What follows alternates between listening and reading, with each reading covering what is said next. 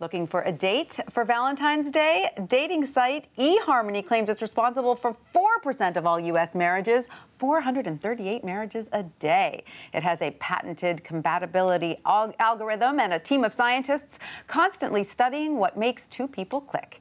eHarmony CEO Grant Langston joins us now to discuss a few of their fascinating love studies. Hi, Grant. Hello. Great to see you. Great to be here. So Valentine's Day is almost here. Do you see a spike in memberships around this time of year? So this is our high season. It starts the day after Christmas, as people go home and see their families, and their mother says, "Why are you still single?" And they see their brother and his wife and kids. And then you get New Year's, where resolutions happen, and then you have Valentine's Day. So it's sort of the perfect storm. Wow. All right. Yeah. And so you looked into Valentine's Day. Your team of scientists looked into whether people really still care about this holiday. People do care about this holiday if they're in a relationship. Okay. The people that are not in a relationship don't love Valentine's Day. And in fact, one of the reasons that they're jumping into eHarmony is to try and be with somebody by Valentine's Day. May be too late for that now. Right. And so you found out what men and women want on this romantic day, and it's a little different. Yes. Well, women want flowers and intimacy. Sounds good. And men want intimacy.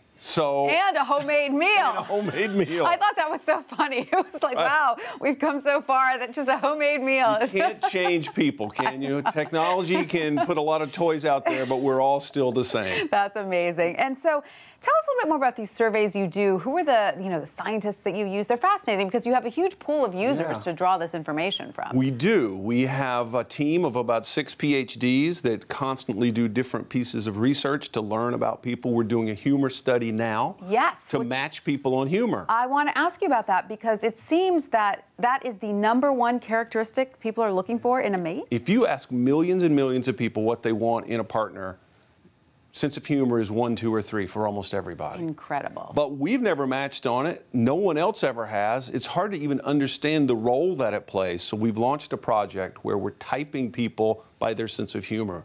We make them watch 30-second videos, and they tell us, is this one funny? Is this one not funny? Right. And at the end of that, we know if that person is into physical humor or wordplay or surreal humor. Because you've identified 9 different types of humor, is that right? Who knew humor could be so specific? No one's put a lot of thought into it. And now we're in the process of trying to understand what kinds of humor work with other kinds of humor. So if you think fart jokes are funny, but I don't, then we might not be a good match. We might not be a good match. It's hard to know how important that will be in our relationship, but it's worth a look. And it could be at the end of this, we can actually match people on humor as well. It's so fascinating. So you also study, not just what makes people happy together, but what makes them unhappy together, right? That's right. In fact, the research that kicked off the company took a lot of married couples, like thousands of married couples, and gave them, instruments to understand whether they were happy, sort of unhappy,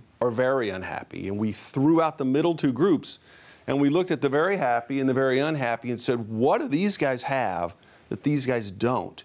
And at the end of that, what we learned is there are about 30 foundational traits that if you are similar with your partner, your life will just be easier. What are a few of those?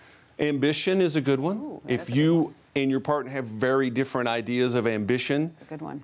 It's going to rub. It's going to be friction. Now, that's not going to be a reason to sort of throw the relationship into chaos, but if there are several of those things, over the years, people just tend to say, this isn't working. So you guys don't find that opposites attract then in your research? Opposites definitely attract, but then they attack. It doesn't, it's always enticing on the front end, but it doesn't last so well on the back end. So interesting. So does all of this research then cause you to sometimes tweak your algorithm? Absolutely. And we have a lot of information about people. We have their demographic information, their psychographic information, and of course we have their behavioral information as they're in the service choosing things. Right. So we can see, first of all, are they choosing the things they say they want?